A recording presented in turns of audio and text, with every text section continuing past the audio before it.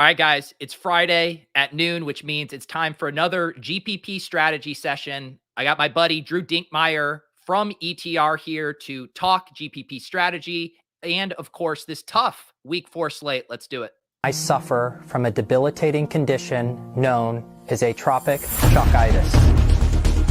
Peter's one of the greatest depositors I've ever seen. Trust the process. Let's go. Let's go. I got auto matched with Levitan. This is bullshit. If I just go the other way, in that 6v6, I win all the money. All the money. If I had 150 lineups, I'd win too. Process over results. Illuminati make a bitch go crazy. I don't know which one of these my baby. Bust down AP, Cody spot bullets in your head like KD. Bust it, bitch go bust it. And I had 10 pints with me in Russia. Hey everyone. That joke about winning all the money on a 6v6 is less funny considering we would have won all the money last week if not for a 1v1, Dink. Yeah, I can see you've still been processing it from all the different bits that I've seen this week and content you do. You just seem lost. You seem a little dazed. Still haven't fully recovered from the realization that a little bit more chokitis and you could be a millionaire. I was so the Swolecast posted that clip that you commented on, and I was so horrified watching that back where it's like I don't normally go a minute, especially if we're making fun of Davis with not talking. I was like, I must have been really distracted on Discord when that conversation was happening. Yeah, you were like your face was like half reacting to the conversation, but your eyes were dead. Like it was like your cheeks were moving, but your eyes were just dead. And I was like, man, he just looks like he's still thinking about this cup for sticks 1v1. Yeah, if you guys didn't get to tune in to Tilt Space on Sunday, Dink joined us. We had a very fun time. We actually had some decent sweats, and then Leone revealed that if we had Cooper Kupp instead of Stephon Diggs in our lineup, we would have won the Millionaire Maker. And obviously we never end up on him there in a double stack with Josh Allen and taking the chalkiest guy on the slate, but it is a very fun hypothetical to torture yourself with. Yeah, absolutely. And I mean, what would DFS be like if we couldn't tell ourselves how we would be so rich if we just did a few things a little differently, right? Just nail that 6v6. Yeah, that's that's what we need to hang our hats on, is just knowing that it could be there. Good morning to everyone in the chat. GMs.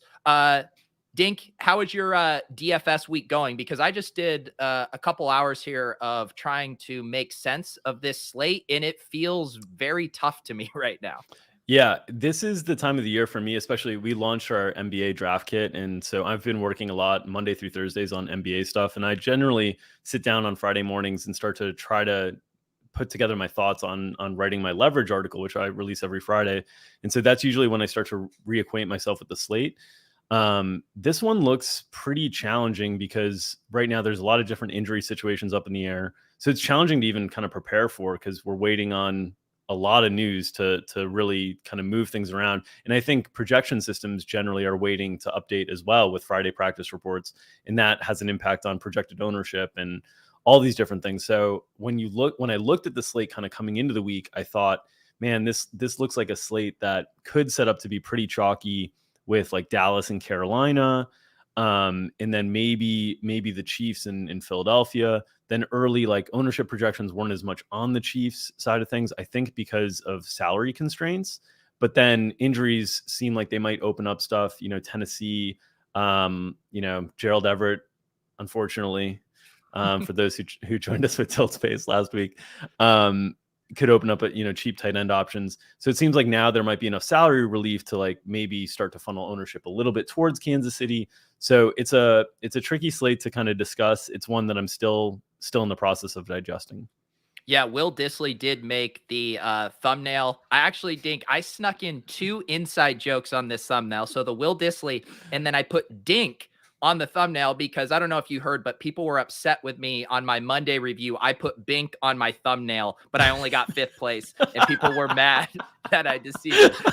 So I have Will Dissly and Dink on the thumbnail today to troll back. Fantastic. Yeah, I was noticing the same thing with that stuff. Like, I guess the only thing that jumped out at me from doing the just Monday, like first look at salaries is it seems like everyone wants to play the LA Arizona game through LA right now, and no one's really touching Arizona. Edmonds, Nuke, all those guys seem pretty low. The nice thing about that too on DraftKings, at least, is they're pretty straight line salary pivots for late swap.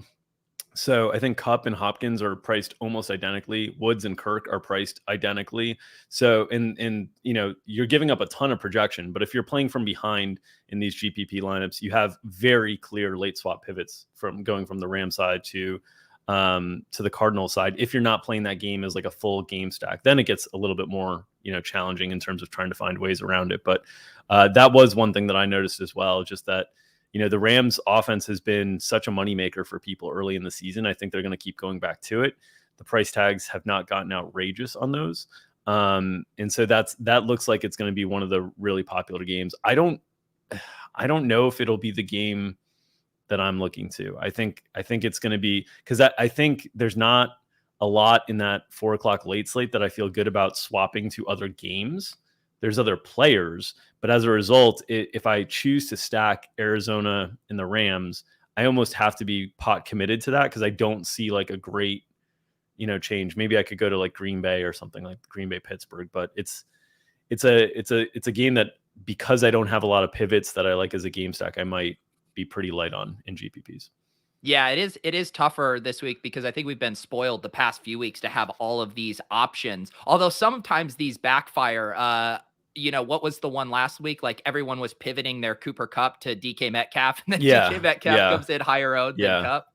Yeah. The leveling is taking place in DFS these days. Yeah, and just again, as a caveat, I try to mention this a lot when we're talking about the leveling and the Galaxy Brain stuff. This is mostly occurring in higher stakes, small field stuff. Even in the SPY, you won't see it quite as much. And I know, Dink, you do a ton of MME. Like, you won't see those kind of crazy swings in MME, right? No, yeah, the most you're going to see, it's just a math problem, right? A lot of the smaller entry field sizes, in terms of like you get to 500 or 1,000, a few people making moves really impacts the overall like exposures for players on late swap. Whereas you're in a contest with 23,000 entries or 100,000 entries or whatever, like it would take so many people moving things to actually like move the exposures. And we know that generally most people don't utilize late swap at all. So it's just one of those things that if you really have to understand the kind of contest that you're playing in. That's one thing that if you are a person that only plays a few lineups a week, or even if you're an MMEer, I really suggest like playing the same contest over and over again during the course of the season, because you will get a feel for how your opponents play, because people generally register the same contest. They generally register and play the same things. So you'll get a better idea of how the field reacts in that contest that you're playing. And that information, that intuition will help you make better decisions during the course of the year. Yeah, and I think you can apply that to so many things with DFS of, own a niche, own a specific contest, whether it's a site, whatever the structure is, but just being a specialist is going to be, so much more helpful. Like I don't even play cash because I don't even think my brain is not good enough to view all the news and updated stuff through both prisms. I know that sounds dumb because like, oh, it's cash, but like for me, it really is a mindset shift. Some people are smart enough to do that, but I would prefer to be lasered in on a specific format. Yeah, and I think I've seen your conversations with Brick and whatnot, and his like approach to cash is basically like mindless. Like I'm just gonna play that because I don't want to think. I don't want to like put mental energy to this. I want the mental energy put to the thing that is going to give me kind of the best reward and the thing that I'm best at. And I think that makes perfect sense. So it's one of these things where everybody, when they first get into DFS, they want to do everything. And they're like, oh, what percentage should I play in cash? What percentage should I play in GPPs? And all these different conversations that really it's like, find what your niche is and just like keep working at getting better at that one thing. Yeah. And I will just say too, like, I mean, wouldn't you say the thought process in building a cash lineup is you're doing every possible thing to raise your floor generally. And with our tournament lineups, we're doing every possible thing to access the ceiling. It's completely different. It's completely different. It's in some ways, if you're spending a lot, I do the same thing. So I play cash early in the season and then I kind of drop off over time, but I just play like head to heads. I just post head to heads and see what action comes in. And basically I do that because I don't want to spend a lot of time thinking about it during the course of the week, because I actually think it is a detriment to the way that I'm playing GPPs. Yeah, I feel the same way. Although we have to be careful because Levitan gets pissed when we He start to does. slander cash game. Not even as a bit. He's like, keep the cash game Yeah. ecosystem strong. So go Yeah. send Adam Levitan a head-to-head this week. I'm sure he'd appreciate it. um, One other thing, just as we talk about the late swap stuff, you mentioned not loving a ton in the 4 p.m. Is Seattle, Yeah. San Francisco off the board for you? I think it's really difficult. I think there's evidence. Pat Thorman does a snaps and pace article on established run each week, which is a pretty important article for me to process and digest. And he talked about how Seattle has been, over the course of the first 3 weeks, getting slower and slower, and they're running fewer and fewer plays. Basically, Pete Carroll's whole mantra has been like, we can't let Russ cook because our defense gets too tired. And you look at teams that can control time of possession, and San Francisco is one of those with, the effectiveness of their running game historically. We also don't really know what the San Francisco players are going to be. Like, Kittle is a question mark. We don't know if Elijah Mitchell is going to be, back, or if it's going to be another depleted backfield situation. They're a difficult team to stack as well because they bring Trey Lance in around the goal line too.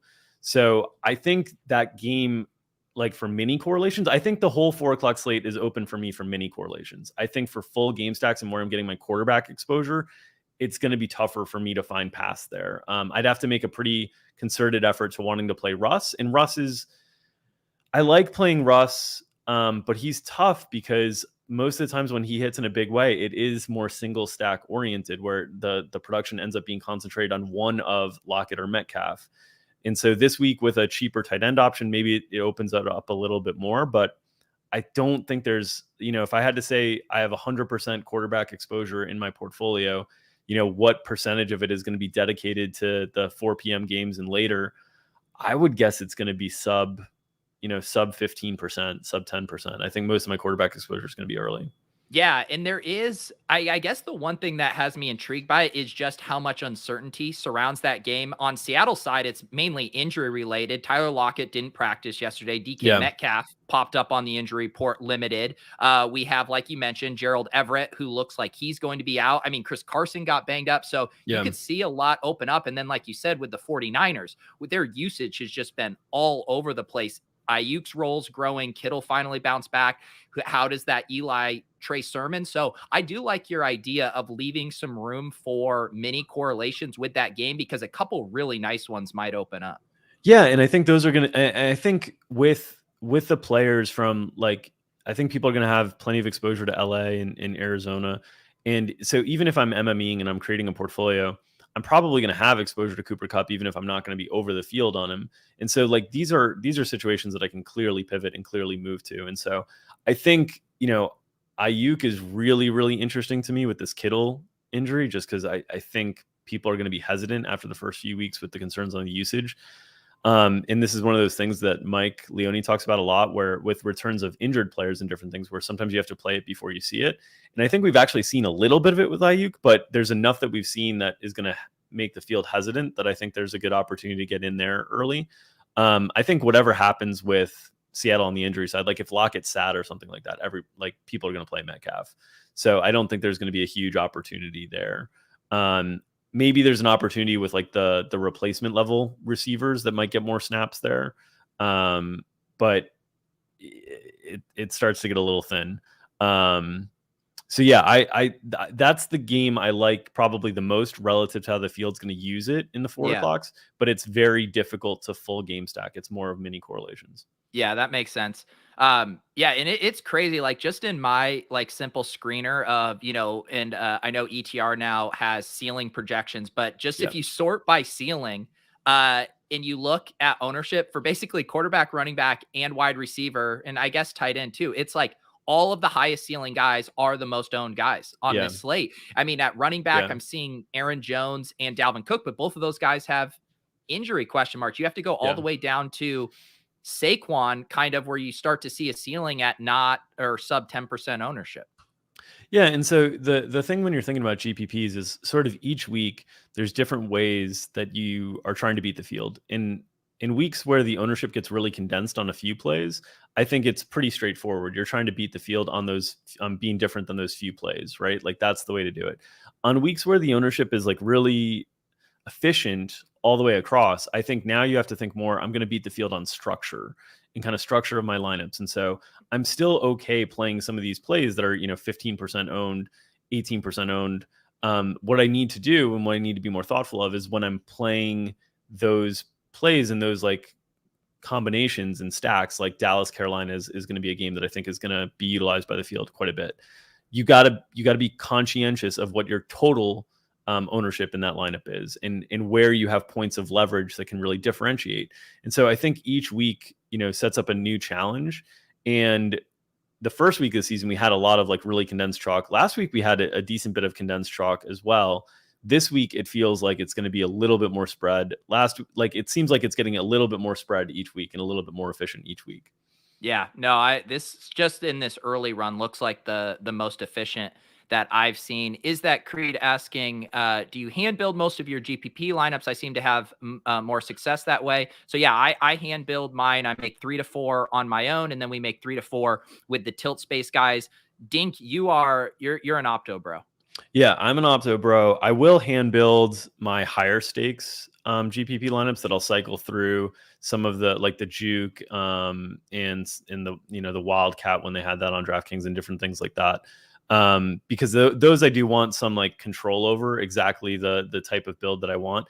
But for me, my view on DFS in the year of our Lord 2021 is that the best way to get your money in is on kind of the really large field GPPs, where a lot of people, a certain percentage of the field just isn't doing the right things at all. They're not late swapping, they're not stacking, they're like there's inefficiencies in those markets.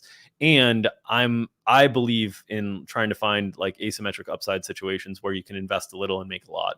And so I do that over hundreds of lineups in the lower stakes, kind of large field, the slants on DK, the Millie Maker on FanDuel is a really accessible price point.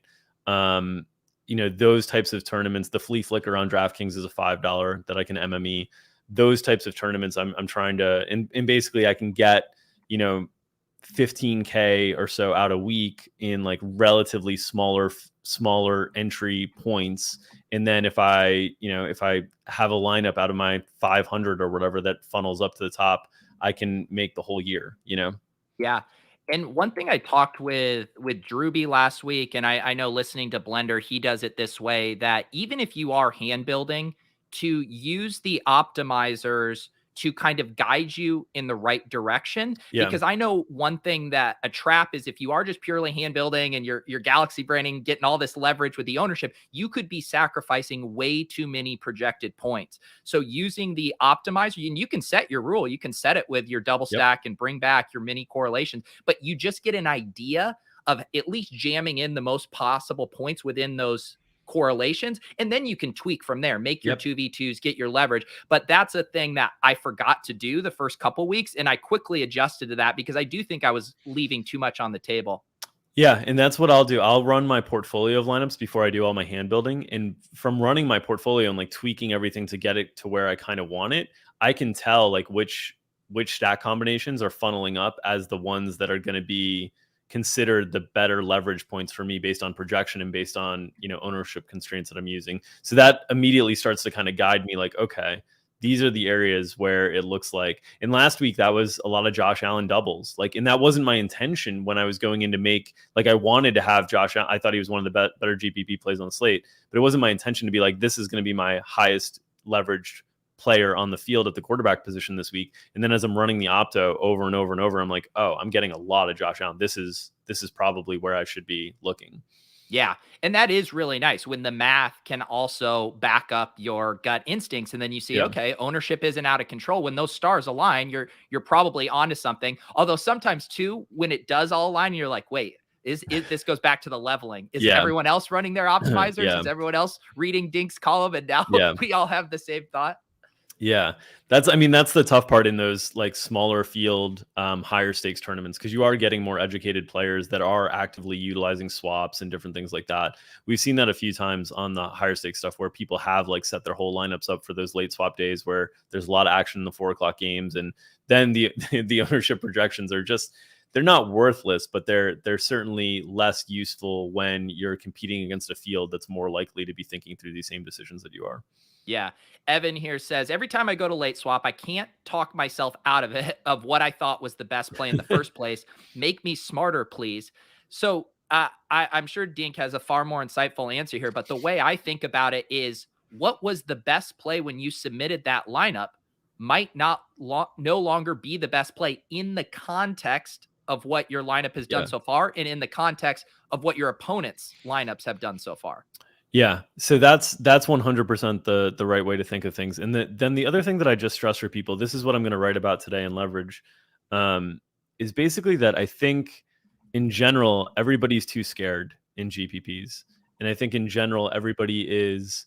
I don't think people understand really the concepts of like, which I talk about a lot. What do you win when you play chalk? I think people just don't understand this. And I'm a former like cash game player. That's how I made my bones in DFS like growing up. So like I get it. But people don't understand that like in last week's Millie Maker was the perfect example. A lot of chalk hit last week. Like a lot of chalk hit pretty well. Saquon Barkley, Clyde Edwards-Helaire, Cooper Kupp, like a lot of the highest owned players hit last week. And the Millie Maker winner had a total ownership on DraftKings of 75% in their lineup. And so the whole point is like, if you get the chalk pieces right, you gain nothing. You gain nothing on the field. If you get them wrong, your lineup falls way behind and it can't recover. If you get a contrarian piece right, you gain everything on the field. If you get a contrarian piece wrong, you don't lose that much on the field. You can still maybe recover with other contrarian pieces. And so the risk reward of like, what do you win when you win, is when you're playing chalk plays, you win nothing. You like really win nothing. And so I think in general, people are always like, when they think of what the best play is, they think of it in terms of projection. And I get it, because I was trained that way as well. But when you're playing in these tournaments, the best play is almost never the player that's going to be the highest utilized by the field. It's almost never that. Yep.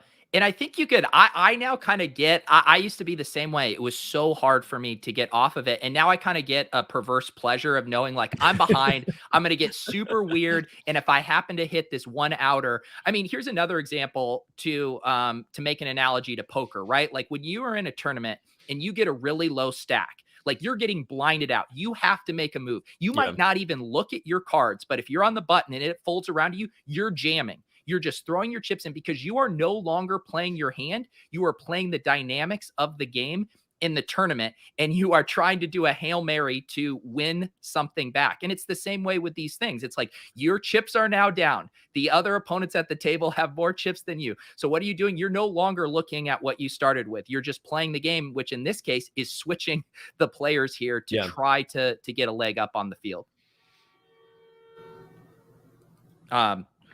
All right, let's see here.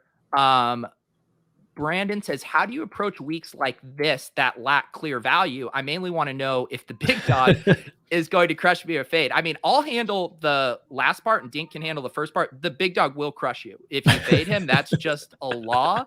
But Dink has been talking about this a little bit too, but this is where we lean into structure and correlation, right? Yeah, exactly. And I mean, look, fading Derrick Henry has not been a profitable strategy for most of us that have done it, and I've been doing it for years. But you can recover most weeks. Now, you can't recover when he goes for 50, but you can recover when he goes for 30 most weeks from other options. In terms of slates that lack clear value, I actually think they're a little bit more difficult from a GPP perspective. Like clear value is a really good thing for me because that means the field is condensing on something. I want the field to condense on things because those open up levers that I can push and pull in terms of leverage. When it's not there, you have to do it through structure. And so you just have to be cognizant. Now we'll see if the Tennessee wide receiver situation opens up kind of a clear value on DraftKings. And in that case, It's going to be very interesting to see how condensed the field gets, because obviously, like, we expect Tennessee to have success against the Jets, and at some point, like, the offense, like, you got to play somebody on the offense. And I'm really interested to see where the ownership gets. Like, that's the one spot. But in general, when it doesn't condense, you need to try to beat the field through correlation and through your structure of your builds. And I also think generally that also, like, can kind of help on weeks where a lot of times you look at these like milli maker winning lineups or GPP winning lineups.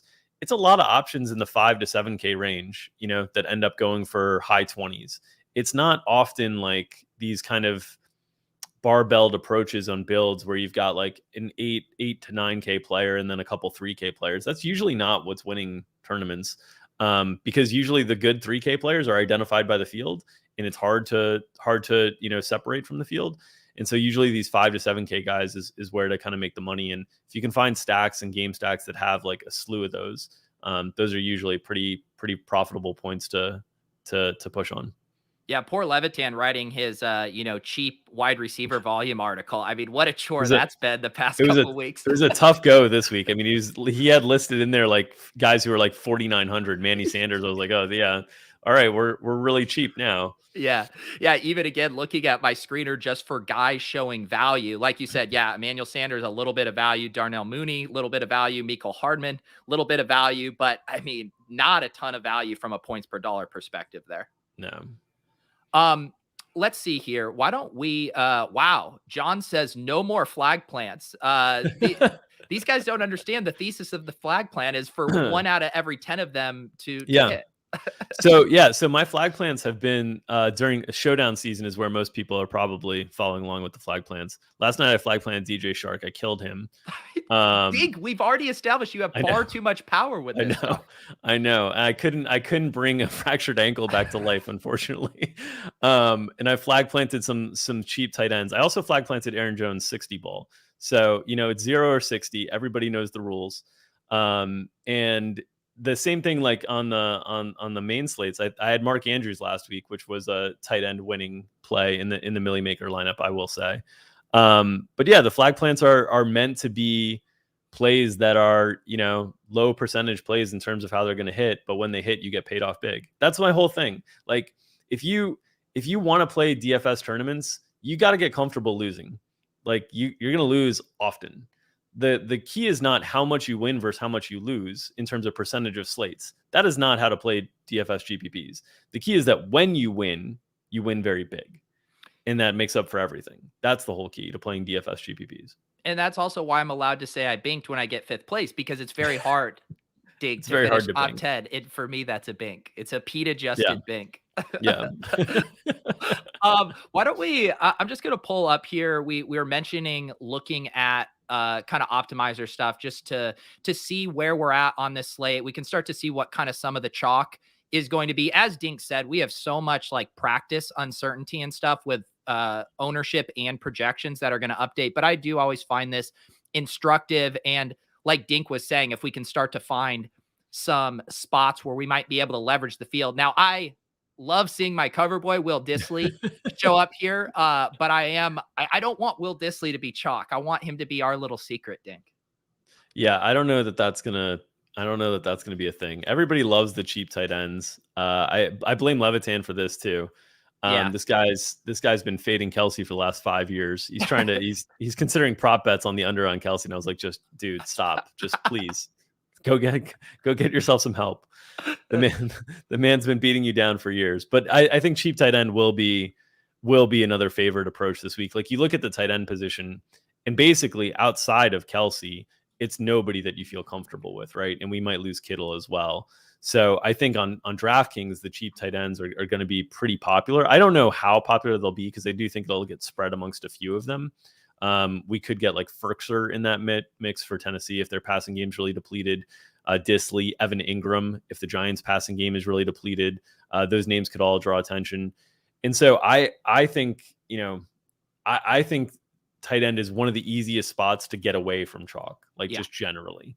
It's a really fragile position. It's a position that's hard to separate in general. Like even if you have a good week, like Mark Andrews was a little bit of a separator last week and he had like 18. Logan Thomas was actually in the winning Millie Maker, and he had like 16, I think. So you don't need a ton. Meanwhile, TJ Hawkinson had 3, and he was owned by 30% of the field last week. And so that's the nature of the tight end position. So it's a spot that I'll be looking to get contrarian. For sure. And I think defense, we see here, Lions are... The Lions defense, my God. The DraftKings pricing algorithm on defenses, I feel like they put one team at like 2,300 or below that's a good play for the week, and then everybody else that's a good play is like 3,200 and up. Yeah. And it was the Bengals last week.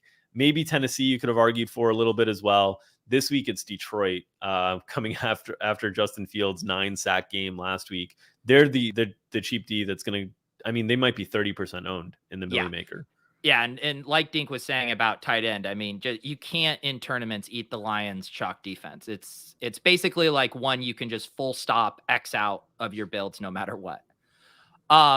Real quick too, before I forget, Run the Sims is doing a free week. You can just sign up for a free account and you get access to all the tools. That includes the optimizers, the sim results. It gets you the player prop, rangefinder tool, all that stuff. So if you've been holding out or just want to poke around for a week for free, you can sign up. And then if you like what you see, hit me up. We'll get you in the Discord. We'll get you signed up, all that good stuff.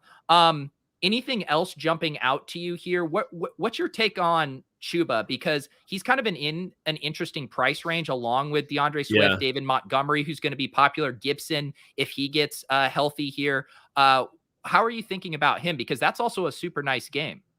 So that's my concern with Chuba, is that I think that game is going to get steamed a little bit, and I think he's going to get carried up with it. People like playing Dallas games generally. There's obviously injuries that have opened up value on both sides. You remove CMC's piece of the pie and spread it around, and there's a lot of opportunity there. You remove, Michael Gallup's piece of the pie for Dallas, and there's been opportunity there. So I think he might come in like around the highest utilized by the field of all these options. And as a result, that's going to push him down a little bit in terms of my priority list. But yeah, it's a game I want to attack a lot. It's hard for me, even though I know that position is so valuable in the Carolina offense. We've seen it with Mike Davis in the past when he's replaced CMC. It's hard for me to justify like playing Chuba when I can play DJ Moore for $700 more.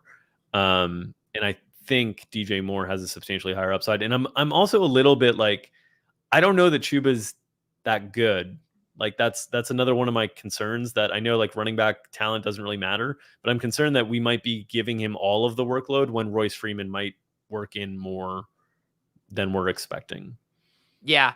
I do think it's still kind of safe to assume that he would have a similar workload that Mike Davis had last year, where sure, Curtis Samuel was still getting some stuff, but Mike Davis was carrying it. And then maybe you say, okay, he loses a little bit more work to Freeman than Mike Davis did, but then maybe it balances out. He's a younger, fresher legs, maybe a better rusher, maybe his efficiency gets you there. But yeah, I hear what you're saying. I mean, you mentioned DJ Moore, though. It looks like DJ Moore is going to be very popular. He's going to be super popular. But that's the thing. Like, so I think they're going to be similarly popular. I think Chuba and DJ are going to be similarly popular. And for price tags that aren't that different, I think DJ Moore has a higher ceiling. Now, I'm a huge DJ Moore stan, so I could be really biased on this, but that's kind of my thought process. But yeah, that game, I think that game is going to be the game. That game in the Rams, Arizona, are going to be the games that I think garner the most attention from the field this week.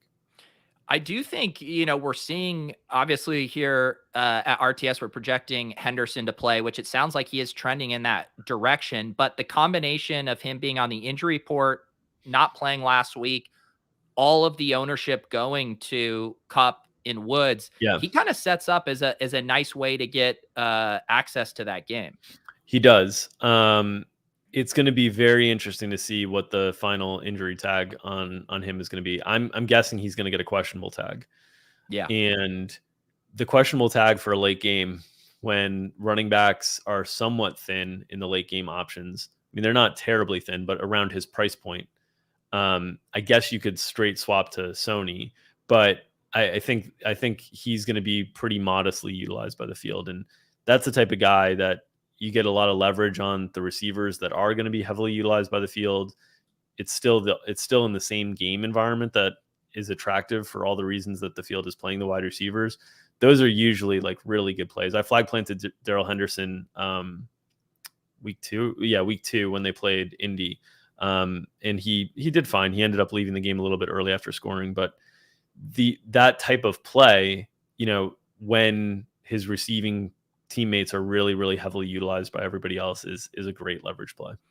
Yeah, and I guess maybe the dynamics are a little different this week because there are so many good plays in his price range. But one other benefit of kind of living more in that, say, 55 to 6,200 range for running backs is you kind of flip the build on the people who are jamming Derrick Henry and Alvin Kamara, where you're going cheaper at running back. You're able to get in some stud wide receivers. So do you think that dynamic holds this week, or are there too many good values in that range that actually might be the chalk build? Yeah, I don't think there's going to be one specific chalk build. I mean, I guess if you had to say, like, is it more likely that people are playing a little bit more balanced or a little bit top heavy? I think it's more likely people are playing a little bit more balanced, but the names within that balanced range are going to be so spread that I don't think it has like a substantial difference. I don't think there's like a very clear chalk build this week. Yeah. Now, injury information might change all of that, but I don't think it will. I think the pricing is pretty good. And so I think most of there's not a clear way to just kind of attack this, which, is a tougher way. Like it's easier to play GPPs when there is a clear way because you can clearly get different.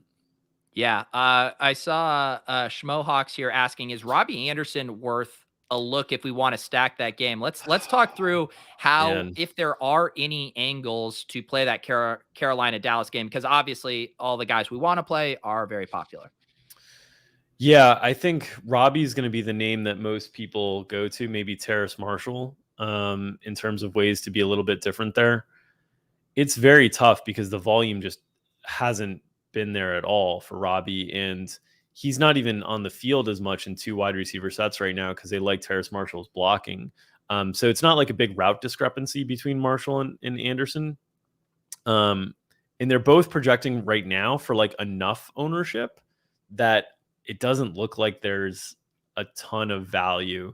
I really think if you're going to be stacking Dallas and Carolina, I don't think anyone is so over-owned that you need to be concerned and be like, cross that game off. But I do think you need to be cognizant of what your secondary stacks or your mini correlations look like. Because you're just going to have to find a way to get some guys in there that are, sub 10, sub 5%. And I think it's going to be harder to find it through the guys in that game. Yeah. What do you have any thoughts on Terrace Marshall as well? If he's maybe the beneficiary of Anderson continuing to struggle a bit? Yeah, I like him a little bit more relative to price. He's 4,000 on DraftKings. Robbie's 5,100, and I think he's had a little bit more of a diverse use in terms of route tree and targets than Robbie has so far. Robbie's just been clearing out a lot. And that certainly brings a lot of upside to it, but it does impact the target volume. And so Robbie's almost a guy that I'd be more interested in playing on FanDuel than on DraftKings, honestly. Just because on FanDuel, you can kind of get there on one long touchdown. On DraftKings, one long touchdown can do a decent bit, but you still need kind of the reception volume to get there. Because if you go like, I think Robbie had week one, like 157-1 or whatever it was. Yeah. That's 12, 13 DK points. It's not like Jacoby Myers like 8 for 80 is going to beat that, on FanDuel though, that 12 points is useful. So I'm a little bit more into Terrace than Robbie on DK, but I think right now, at least in the projected ownership, the ownership projections I'm looking at from us, they look like they're going to be appropriately utilized by the field. It doesn't look like there's a big point of leverage there. Yeah. Yeah, and when you look at just the amount of points you're sacrificing going down from Anderson to Marshall, the salary savings are significant enough that I don't mind that angle at all. Especially if I feel like there's this collective sentiment of wanting to will Robbie Anderson back to relevance that might propel us into some ownership on Sunday. I think that's exactly what I think is kind of happening with early ownership projections as well. Like I think there's a recognition that this game is going to get attention. I think there's a recognition that there's some narrative around Robbie, like the coaching staff talking about needing him get him involved after last Thursday night's game. But I think I don't see inefficiency in any of these. I mean, maybe CD is slightly inefficient at like 15% projected own, but really we're talking about a few points. Nothing really easy to leverage the field on. I haven't gotten a chance to listen to a ton of content this week, but I feel like I haven't heard Kansas City, Philadelphia being discussed a lot. Does it feel similarly? I do.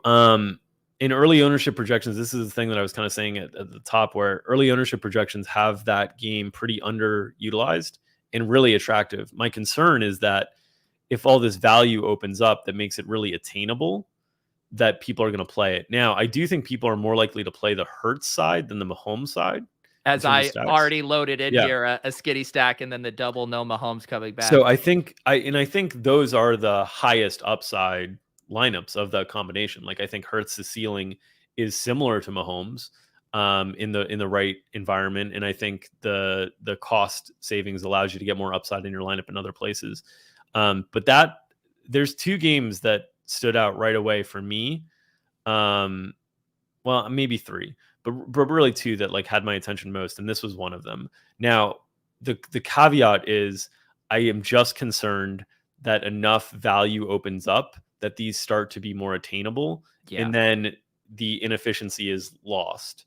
Because I think basically, like if you're looking at kind of the high upside guys on DraftKings, this is not the case on FanDuel. On FanDuel, like because of Kelsey and the tight end position and the cheap pricing, like those guys are going to be very, very heavily owned.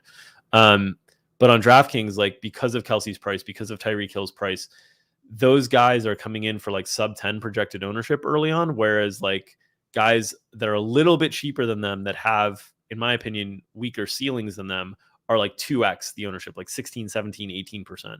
And that to me should be closer to break even in terms of those options. And so there's a little bit of inefficiency there, but I am concerned that opening up the salary relief will allow people to access those stacks a little bit easier. Yeah, no, that makes sense too. I think, and also another popular narrative that is picking up, but you hear Davis, you hear Levitan tell you, it's like, wait, why do we keep ignoring the just premium double stacks? And to where now I feel like people are like, yeah, why am I ignoring it? Exactly. Yeah. I kind of like memes. I know, seriously. I kind of like these little configurations here. I just set the rules to Philadelphia skinny and then 2 KC people coming back, but something like a Hurts Devonta with one of Kelsey and Tyreek, and then CEH, who's still underpriced and probably isn't going to catch as much ownership as a lot of those other running backs. Yeah, Devonta, I think, is the one guy that I think is going to be pretty immune to ownership this week. Moving in that direction. He's like in that price range that's just a little bit tough for people to figure out what to do. And I think he's the best stack option for Philadelphia. So I'm pretty in on Devonta this week. Yeah. What you mentioned a couple other games that jumped out. Obviously, people are going to need to read your leverage article coming out, but any other spoilers here? Yeah, so I would say like the way to play GPPs in an ugly way that I think makes a lot of sense this week is Atlanta, Washington. Let's go. And I mean, talk about that too, because I know you referenced Thorman's great pace column, and I think people have this connotation of Washington be a slower team, and now Atlanta too. You know, they're the ones running Mike Davis on 3rd and 8 when down in games. So give me the sell on this game. Basically, I mean, the sell on the game is that you've got when Atlanta has still been a condensed offense. They've just been slow and bad.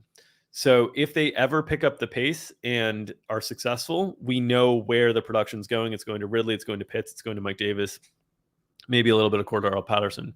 And then we have seen Washington get slashed by Daniel Jones and then Josh Allen. And really, like, the Chargers kind of went up and down the field on them too.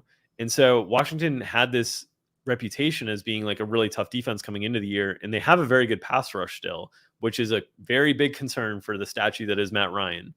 But I think nobody's going to want to play Matt Ryan, clearly, and for plenty of good reasons. I get it. People are going to be tired of playing Kyle Pitts. I think Kyle Pitts is one of the best GPP plays on the slate. And I think we have not seen Washington play from a game script that's favorable to Antonio Gibson yet. And I know he's on the injury report. And so I don't know that he's going to be as like, I was talking with Wiggins and Levitan about this today, but the idea to me that Chuba Hubbard at 5,900 is like a superior play to Antonio Gibson at 6,100 is like totally insane based on everything that we thought coming into the season about those two players and their profiles. And so I think this game sets up as like, one that is going to be a little bit ignored by the field. It's not as good as last week's spot with Buffalo, Washington, where you're getting Buffalo's offense ignored by the field because of Washington's defense and because of other pricing on the slate. But I do think Washington will just be, or Atlanta will just be completely ignored. And Heineke has played fast with Washington. He has not been as slow as Fitz. So I think you can play, McLaurin, you can play Ridley, you can play Pitts, you can play Mike Davis, you can play Gibson. Like, I think there's a lot of skill players you can play. The quarterback part is not appealing. But I think Matt Ryan is not going to be utilized. Heineke's not going to be utilized. I think there's some outs there for really, really large field stuff. I also think this is the type of game that you can stack without the quarterback and hope that the reception volume really hits. And like, I think an interesting way to play GPPs this week is, playing Justin Fields at quarterback. If he gets the start for the Bears, you can play him naked. You can pair him with Mooney, or Mooney's so cheap, and then stack another game around, like almost treat like I'm building a game stack of this game that I want to target, but I'm going to take the cheap rushing quarterback upside that if he gets there, he's most likely getting there with his legs and not pulling other people along, and just play it like a totally different build. Yeah. And you could also do something, you could do something probably with Jalen Hurts, like a skinny stack, one cheap, and then you stack the skill positions in this game. Real quick, we do have breaking news here, and I see the Run the Sims projections have already updated it. We have Curtis Samuel is active. Ron Rivera just said he'll be ready to roll. He's the stone min, as we like to say here. Is Samuel interesting, or is he going to be the salary relief that becomes chalk? No, I don't think he'll become chalk. I don't think so. I mean, it would be surprising to me. I think the Tennessee situation will still win out over that because I think there will be enough concerns about, is he going to be eased in? Like, what's the situation going to be on Curtis Samuel? It's been a long time since he's been on the field, like consistently. Like these injuries like date back to like early training camp. So I don't think he'll be chalk. I think he's the type of player in the way that Ron Rivera has utilized him in the past, which is a lot of downfield stuff that has the opportunity. I imagine that's how they'll use him right away. I think some of the stuff that he was used in Carolina towards the end in terms of like handoffs and like shorter route stuff, I don't think that's going to come right away, because I think he'll just replace Diami Brown, like both in role and in opportunity set. But yeah, he's interesting for tournaments because you're going to get downfield looks. I don't know. Like, I probably wouldn't have more than 5% of him. Like, I probably won't have, a ton. I think it's going to be a pretty highly volatile option.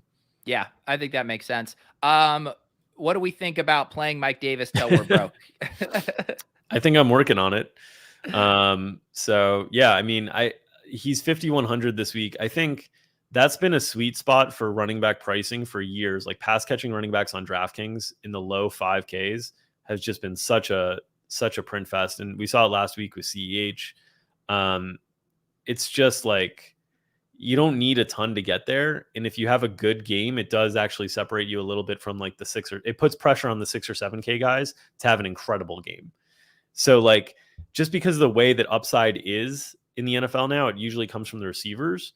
Like, a 5K running back getting you 20 is much more valuable than a 7.5K running back getting you 30 on DraftKings. And so once you get a 20 from like a 5K running, if you can find it, which last week people were able to with CEH. And if you look at like Mike Davis's game logs and his opportunity set, we're a touchdown away from the 20. We're like, and he's gotten goal line opportunities and carries. And this just goes back to Atlanta's offense just really being putrid early on. So I think there's still a really good case for Mike Davis. I was told by Wiggins and Levitan that nobody's going to play him because everybody hates Mike Davis. So I think it's still a good GPP play. Yeah, it looks like my aggregated ownership that I was doing still has him at 14% right now. So this was the argument I got into with these guys earlier today when I started to write leverage, and I was like, so Mike Davis is going to be the chalk, and they're like, no way he's more than 5% owned, and I was like, well, the whole industry would be very wrong on that. He's like, nobody's updated for injuries. I was like, okay, well, we'll see. So yeah, I think that number is coming down based on other situations around the industry. Yeah, I mean, it's just like when I'm looking at the ownership right now for running back, it's going to be just so spread out. You're going to have people choosing Henry or Kamara. You're going to have people choosing the Gibson, Hubbard, Swift, Montgomery, Darrell Henderson. Maybe you're going to have people choosing Mike Davis and CEH. So there's just like all these decisions across the board. Yeah. Which, by the way, I'm one of the thing that is so we do know Leone is going to play Mike Davis. Probably going to flag plant him, knowing that guy. The thing that's so interesting to me about this week is David Montgomery.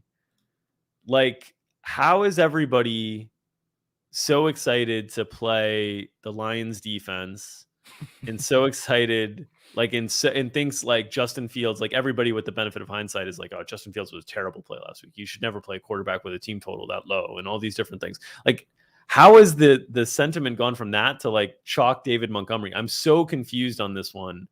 Because I get it from like a volume perspective that there's a lot of opportunity there, but I'm very confused how he's getting the attention compared to Chuba, Gibson, these other guys. And I'm not saying it's like he's a bad play or anything. It's just confusing to me that people want to play Fields, want to play the Lions defense, want to play like why does everybody want to play the Bears? Like what's going on? Like I think this is like modern day DFS where a team can average 1 yard per play and the next week be chalk. I don't get it.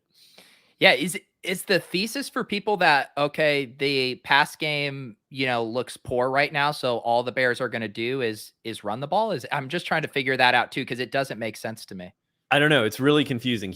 I didn't expect him to be like unowned, but when I saw him being projected as one of the highest owned running backs, I was like, I'm totally confused. Like there's a scenario here where if Fields is announced the starter, we get like Fields, Mooney, and Montgomery all over 10% in GPPs a week after everybody was like, hindsight analyzing that like they shouldn't have been played at all, which is just weird to see how the field moves. But I guess it's just the nature of like projections that like people are playing projections a lot more than feelings and sentiments. Yeah, it is that shift we've seen. No more box score watching. We're forward thinking and looking at this week's projections, which is definitely something we have to account for. Let's wrap up, as we always do, by building a lineup. I feel like we have some good ideas to build with. You and Leone will be live at 10 a.m. tomorrow? Yeah, 10 a.m. Assuming Mike can launch the stream on time. There you go. 10 to 10:04 based on Leone's history. Yeah, these people get so spoiled with me because I'm pretty damn good at starting on time, and I'll still get 20 seconds late when stream started. You guys don't know how good you have it. All right, let's do this. I feel like we have some fun ideas. You're the guest of honor here. What do you want to start us off with? It could be a stack, correlation, anything. So I'm going to start us off with, something that is going to kind of punt the decision back to you on stack. I think one of the best one-off GPP plays on the slate is Odell Beckham this week. Ooh, yeah. Talk about Odell, because we haven't talked about him or the Browns really at all. Yeah, so that game's kind of interesting to me. I think the narrative around Cleveland and Minnesota is correct in that they both want to run the ball a bunch. It's interesting because it is a really hefty total game, and we've seen Minnesota's defense struggle quite a bit early in the season. I'm a big believer in the Browns offense as a whole. And without Jarvis Landry around, there's a ton of opportunity for target share. And Odell looked great in a game that they didn't have to push it really offensively at all against the Bears last week. Projected ownership right now is sub 10%. I think if you look at like ceiling projections, he's got a comparable ceiling to somebody like, Robert Woods, who's going to be 3 to 5 times the ownership of him for a little bit less. Woods is going to be a little bit less in price. So I think Beckham, and I think this game's like one that you can set up little mini correlations as well, or Baker stacks. I think the game's stackable as well. But Odell's a guy that I think the industry has gotten frustrated with the last few years because of like disappointing season long results. And I think he's going to get overlooked this week. Yeah, I like that take. I will and this with a mini correlation, and I'm going to show growth. here, Dink. I'm looking at Justin Jefferson and Adam Thielen. I'm seeing two guys who project similarly from a points per dollar standpoint. I think most people would agree Jefferson has a slightly higher ceiling, and I think most people would agree Jefferson's going to get slightly more ownership. He generally gets steamed. So I want it on the record. I am playing Adam Thielen. Is it in a dummy lineup that I might not use? Yes, but I want credit for pushing the button on Adam Thielen. I love it. So I think with those two options, they both project to be sub 10% owned. Yeah. Now we have the whole board kind of open to us in terms of how we want to play from a stack perspective. And so I think, salary the whole board might not be open to us because we might have started to take us out of the Kansas City, Philadelphia stuff. Just when you get 2 mid-price, you're probably going to need a really cheap option somewhere. And we've kind of taken the roster slots for that. Could still do a KC Philadelphia mini correlation potentially, but probably not the full stack type situation.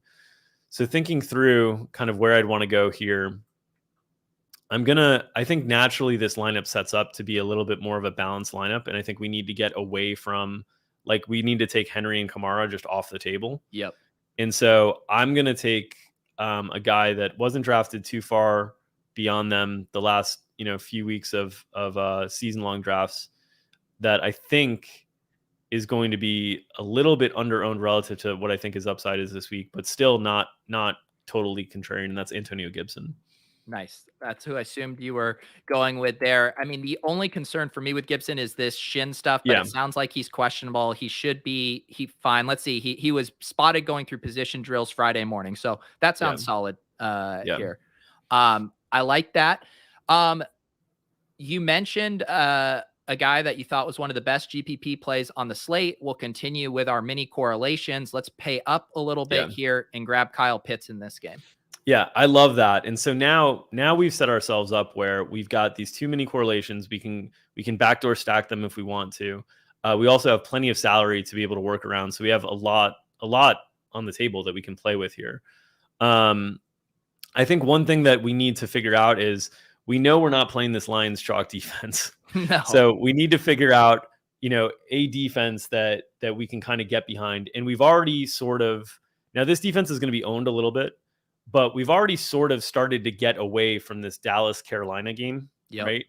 And so we want to further leverage our position of being away from that game by playing Dallas's defense. Yep. The Cowboys stood out for me again. My very simple process with defense, looking at ceiling relative to ownership, and they're basically one of the only ones up there that aren't, prohibitively expensive, that aren't going to catch a ton of ownership. Yeah, and they just have this leverage on the field where if they are the ones scoring touchdowns, or they are the ones racking up sacks, there's two different ways. If they're scoring touchdowns, they're limiting offensive possessions from Dallas, and that makes those stacks harder for them to hit.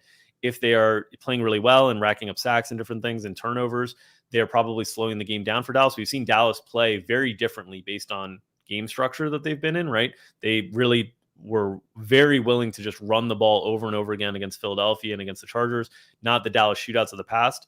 Those types of game environments are going to make it hard for their stacks to hit. So there's a lot of leverage on probably what I think will be the chalkiest game of the slate, or second chalkiest, in that Dallas-Carolina game by playing the Dallas defense.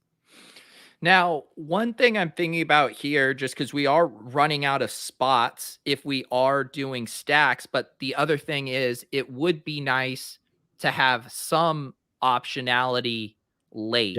I'm just trying to figure out how we would want to do this, but one guy that's kind of standing out to me that I think would be helpful to have, at least as a placeholder, would be Chase Edmonds in this Arizona game. It gives you access to that game. I've been pretty stoked with his role and how involved he's been in the pass game. I don't think he's going to be super popular, and gives us, if we end up doing another, say, pass catcher, it'll set us up for some kind of 2v2 swaps if we want it. Yeah, I like that one too. And you've got the swaptionality with Sony Michel or Darrell Henderson. You've got places that you can kind of move around there.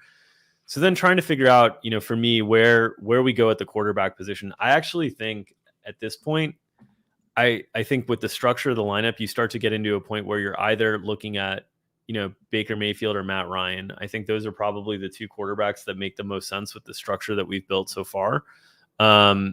Because I think it would be hard to kind of generate another unique stack in there and start to rely on 3 different game situations playing out the way that we want. We want to limit the number of times we need to get something right in the lineup, and 3 mini correlations with a stack starts to ask for a lot. So I think, for me, man, I'm trying to think between those two. Who do I think like legitimately has? I'm going to go Baker. Let's go Baker Mayfield.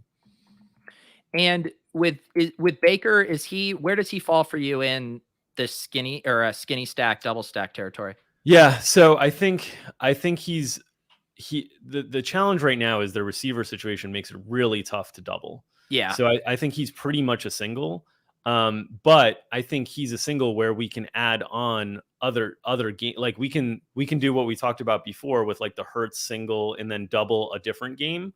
And so I think we can still do that with either Arizona and the Rams or Washington, Atlanta. Like I think we can still do that where we get deeper into those 2 games and have this be really like, even though it's our quarterback stack, really our secondary correlation in terms of game stacks.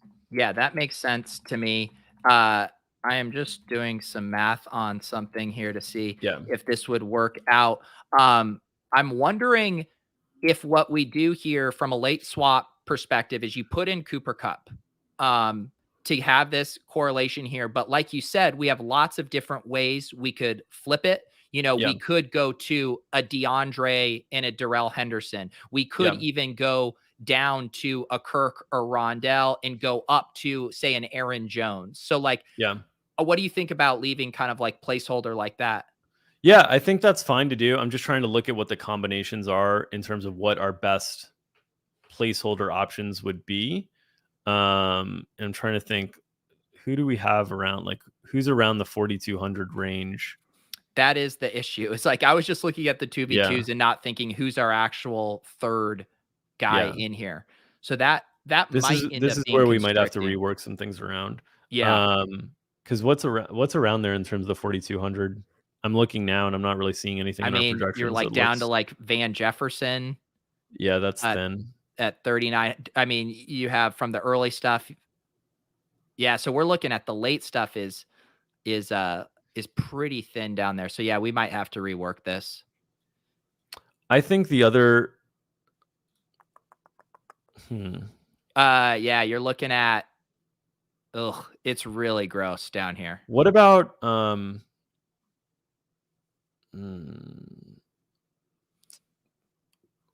what about like Woods and Ayuk? Does that combination leave us with a lot left over? Woods, Ayuk. Yeah, it leaves us a lot left over. If you do Ayuk in the flex, or you could go up to Debo, but I do like your call on Ayuk. Yeah. Okay, so this is where things get a little bit dicey, that we need to make more room somewhere. Right. We could also. We go Ryan over Mayfield. I was just gonna say, I was trying to look at a quarterback upgrade there. We go Ryan over Mayfield. Oops. Oh, I hadn't had that selected there. So we go Ryan and then Kupp. And Kupp. And now we have our swaptionality. Yeah. Something like that, I think makes a lot of sense. Now, we did get back to this thing where we have like 3 games that we're kind of relying on instead too. Right. So it would ideally be a situation where we could build out a little bit deeper into a second game there. Maybe Ridley over, I don't know, what's Ridley's price compared to Kupp or something like that. Yeah, Ridley would have been an option as well. Ridley Mayfield is the option that we could go. Okay, that makes sense too. Yeah, so if you just wanted to get off of that. Yeah. And you mentioned leaning in. What is if you left like you could also switch Ayuk to Rondell if you wanted. And then you go a little heavier on that game too. Yeah, there's lots of different things that you can do like that, but I think in general that's a pretty smart build that leaves you flexibility. It does, the one we were coming up with does ask you to get 3 games right instead of 2. But I'd rather, like, you're losing a little bit by trying to get a 3rd game right instead of 2, but you're gaining something with flexibility on late swapping that kind of cuts into that and makes it a little bit more palatable. Yeah. Jerry, Dink did say Odell's a good one-off, but he's also good to have in midi correlations. It's just, I think I don't want to put words in your mouth, but you can play on Yeah. both. Yeah. Yeah, absolutely. I think I will have a lot of Odell with a Minnesota piece generally this week. I think that's a route that I'm pretty excited to play. Yeah. No, what's fun about why I like building these lineups like that is because it kind of illustrates that you can build a really smart lineup no matter where you start.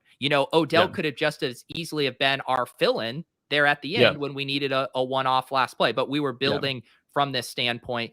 Thank you, Josh. Enjoying the stream. I think you guys should also be checking out, if for some reason you aren't, Dink and Leone's show on 10 a.m. And then we also have, I always watch Wake and Rake with Wiggins and Leone on Sunday morning. And then I go live right after them. So you can get all the GPP Galaxy Brain takes over the course of the weekend from us in ETR here. But Dink, I appreciate you hanging out. Any other plugs here? I know you're getting ready for NBA season as well. Yeah, we launched our draft kit for season-long stuff for NBA. We'll also have in-season packages available probably next week for those of you that want to play DFS NBA. And then I was planning on launching today, but got a little backlogged with work. But Welly Maker 5.0 will be coming next week. Oh, nice.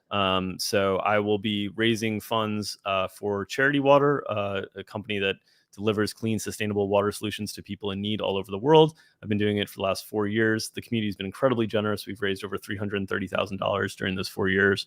And I will be matching donations. I will be matching the first $20,000 in donations.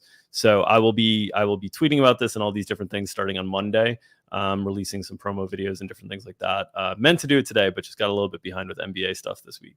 That's awesome. Yeah, I have donated to that at least the past few years when you got it on my radar. So an awesome cause, and you also get they do a really good job with their updates and letting you know where your money's going to and what you're supporting, which is a nice aspect of that. So thank you to Dink for hanging out. If you guys want the audio version of these, I do have these posted on my aptly titled show In a Vacuum. The link is down below. You guys can search for it on iTunes. I will be back here in about less than 90 minutes to do Splash Play with Chris Spags, and we're having guest Sal Vetri on, who you guys know from his YouTube channel and all of his work. So if you guys want to keep talking about the slate, we'll be there. And then, like I said, I'll be back on Saturday morning at 10:30 for a cram. Don't forget to use the free trial this week at Run the Sims. Go in there, poke around with the Sims, check out the tools. I think you will like what you see. So for Dink, I'm Pete. Have a great weekend, guys.